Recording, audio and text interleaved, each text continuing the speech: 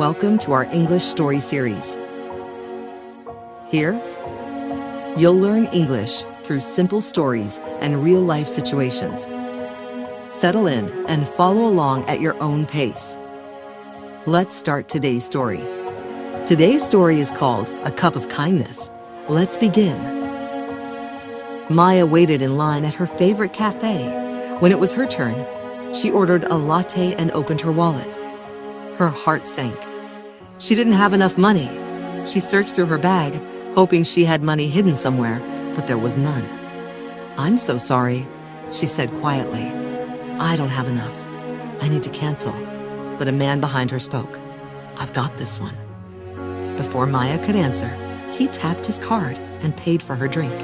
He handed her the cup with a small smile. "It's just a little gesture," he said. "I hope it helps your morning."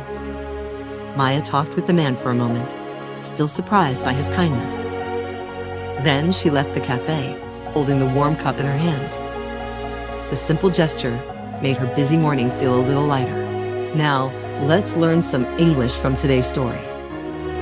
Here are 2 useful vocabulary words. Search, to look for something. Example, she searched in her bag for her wallet. Gesture, a small action that shows kindness. Example, buying someone a coffee is a kind gesture. Here are 2 expressions from the story. Heart sank, sudden worry or disappointment. Example, his heart sank when he realized he forgot his money. "I've got this one. I will pay for it." Example, when the bill came, she smiled and said, "I've got this one."